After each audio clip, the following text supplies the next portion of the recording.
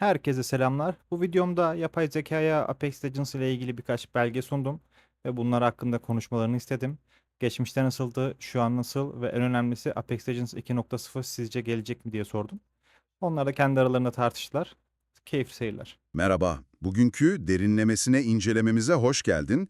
Elimizdeki Apex Legends yükseliş ve düşüş analizini temel alıyoruz.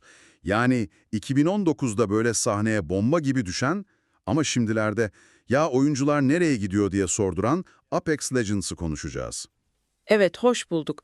Bu analiz de bize hem o parlak başlangıcın nedenlerini hem de sonrasında yaşanan oyuncu kayıplarının sebeplerini anlamak için iyi bir yol haritası sunuyor aslında. Bakalım neler bulmuşlar. Aynen, o ilk zamanları bir hatırlayalım mı? 2019. Yani Apex Legends daha çıkar çıkmaz ilk ayında 50 milyon oyuncu. Fortnite, PUBG gibi devlere resmen kafa tutuyordu. Peki neydi bu işin sırrı? Analiz nelere işaret ediyor? Analiz birkaç kilit noktaya vurguluyor tabii. Birincisi o meşhur ping sistemi. Yani takım içi iletişimi kökten değiştirdi resmen. Mikrofonsuz bile acayip koordine olabiliyordun. Doğru, doğru. O çok konuşulmuştu. Sonra agentlar var, her birinin farklı yetenekleri falan. Kesinlikle o karakter çeşitliliği ve tabii ki Titanfall'dan miras kalan o akıcı oynanış mekanikleri yani duvarlardan kaymalar, hızlı hareket falan bunlar birleşince ortaya çok dinamik bir şey çıktı. Kings Canyon gibi haritaların tasarımı da bunu destekledi. Evet, bu saydıkların oyuna kendine has bir kimlik verdi ve Battle Royale pazarında hemen sıyrılmasını sağladı. Hatta ALGS gibi e-spor turnuvaları da bu rüzgarla bayağı ilgi gördü, değil mi? Aynen öyle. E-spor tarafı da hızlı büyüdü. Ama işte madalyonun bir de diğer yüzü var. Maalesef. Analiz özellikle 2023 ve 2024'te hani Steam verilerine bakarak oyuncu sayılarında %35'lere varan düşüşler olduğunu söylüyor. Ciddi bir rakam bu. Peki neden? Analiz neleri gösteriyor sebep olarak? Analizin işaret ettiği en büyük sorunlardan biri, belki de birincisi, hile meselesi. Evet, o kanayan yara. Aynen. Özellikle PC tarafında aimbotlar, wallhack'ler yani hileler o kadar yaygınlaşmış ki kullanılan Easy Anti-Cheat sistemi de pek yeterli kalmamış görünüyor. Bu durum özellikle rekabetçi modda oyuncuları bezdirmiş resmen. Adaletsizlik hissi yani. Çok can sıkıcı, emeğin boşa gidiyor gibi hissediyorsun. Peki başka? Sadece hile mi? Yok, tek başına değil tabii. Analiz içerik tarafındaki tekrara düşme durumunu da vurguluyor. Yani sürekli aynı haritaların dönmesi, etkinliklerin biraz eskimesi, hatta yeni çıkan karakterlerin dengelenmesindeki bazı sorunlar. Bunlar oyunu biraz monotonlaştırmış. Anladım. Üstüne bir de teknik problemler ekleniyor sanırım. O meşhur lag, bağlantı kopmaları. Hı hı, özellikle yeni sezon başlangıçlarında sunucuların çökmesi falan artık hani neredeyse alışıldık hale geldi deniyor analizde. Bu da tabii oynanışı direkt etkiliyor. Bir de şeyden bahsediyor analiz, geliştirici Respawn ile topluluk arasındaki iletişim. Orada da bir kopukluk olduğu eleştirisi var sanırım. Evet, o da dördüncü önemli faktör olarak geçiyor. Yani oyuncuların geri bildirimlerinin yeterince dinlenmediği, dikkate alınmadığı hissi. Bu da toplulukta bir yalnızlık veya hayal kırıklığı yaratmış olabilir. İşte bu dört başlık, hile, içerik tekrarı, teknik sorunlar ve iletişim eksikliği bir araya gelince analiz diyor ki, oyuncu kaybının ana nedenleri bunlar. Peki, yakın zamana gelirsek, analiz sezon 25'teki yeni Legend Sparrow'dan ve rekabetçi sistemdeki değişikliklerden de bahsediyor. Ama ilginç bir nokta var, bu yeni sistemin bile bazı oyuncular tarafından eleştirildiğini, hani daha pasif oyunu teşvik ediyor dendiğini belirtmişler. Evet, yani atılan adımlar bile herkesi memnun etmemiş ya da tam hedefe ulaşmış olabilir. İşte tam bu noktada galiba o Apex Legends 2.0 lafı ortaya çıkıyor değil mi? Topluluğun bir tepkisi gibi mi bu? Aynen öyle. Kaynaklar da bunu vurguluyor. Yani bu Apex Legends 2.0, Respawn'un resmi bir duyurusu falan değil henüz. Daha çok hani mevcut sorunlardan bıkmış ve artık köklü bir değişiklik isteyen topluluğun bir umudu, bir beklentisi. Ne bekliyorlar peki tam olarak bu 2.0'dan?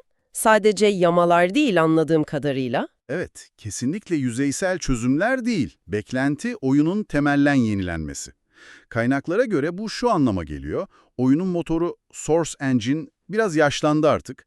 onun güncellenmesi, sunucu altyapısının tamamen elden geçirilip daha stabil hale getirilmesi ve tabii en önemlisi hileye karşı çok daha sağlam, caydırıcı bir sistemin kurulması. Yani bildiğimiz Apex ama teknik olarak sıfırdan yapılmış gibi daha modern bir versiyon hayali var. Anladım. Aslında oyunu kurtarmak için köklü bir operasyon istiyorlar, yani yeniden doğuş gibi bir şey. Peki bu ne kadar gerçekçi? Kaynaklar bu konuda ne diyor? Bu beklentiyle ilgili ne gibi sorular var ortada? Evet, bu büyük beklenti haliyle bazı kritik soruları da beraberinde getiriyor. Kaynaklar da bunları sorguluyor zaten. Mesela oyun gerçekten ölüyor mu? Yani evet, ciddi bir ivme kaybı var ama hala büyük sadık bir kitlesi de var. Onu unutmamak lazım. Sonra Respawn böyle devasa bir işe girişir mi? Yani 2.0 demek neredeyse yeni oyun yapmak gibi bir şey. Buna kaynak ayırırlar mı, risk alırlar mı? Bir de genel olarak Battle Royale türüyle ilgili bir durum olabilir mi? Belki tür biraz doygunluğa ulaştı. O da var tabii. Kaynaklar onu da belirtiyor. Yeni çıkan X-Defiant gibi, The Finals gibi oyunlar da oyuncu çekiyor Apex'ten haliyle. Rekabet arttı. Ve tabii ki o ezeli soru. Hile sorunu gerçekten kökten çözülebilir mi? Yoksa bu online oyunların kaçınılmaz kaderi mi? Hatta e-spor tarafında bile ALGS turnuvaları devam etse de izleyici sayılarında bir düşüş olduğu söyleniyor. Bu da bir işaret olabilir. Apex Legends başlangıçta çok yenilikçiydi, başarılıydı ama zamanla hileler, teknik sorunlar, içerik yorgunluğu ve belki iletişimdeki eksiklikler nedeniyle kan kaybediyor. Topluluk da buna karşılık oyunu temelden yenileyecek, tabiri caizse bir Apex Legends 2.0 umudu taşıyor. Evet, durum bu.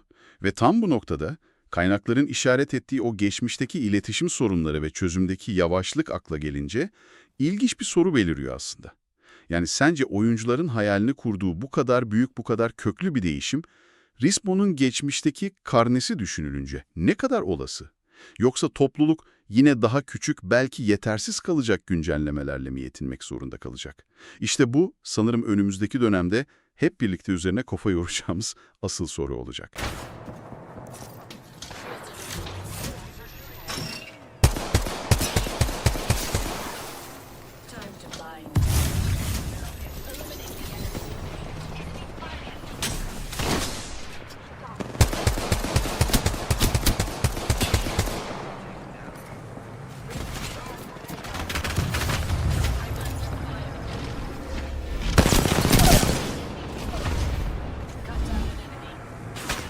Ya vurma ya, vurma ya.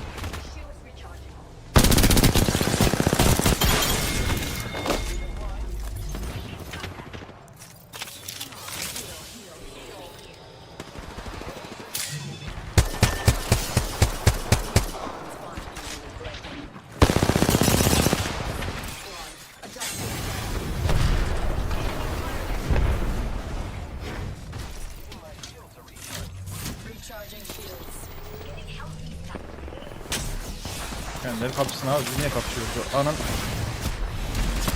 Lan kaza düştük ya. Allah Allah. Başka takım mı yok birader? 3 takımımız orada, diğerini niye sıkmıyoruz?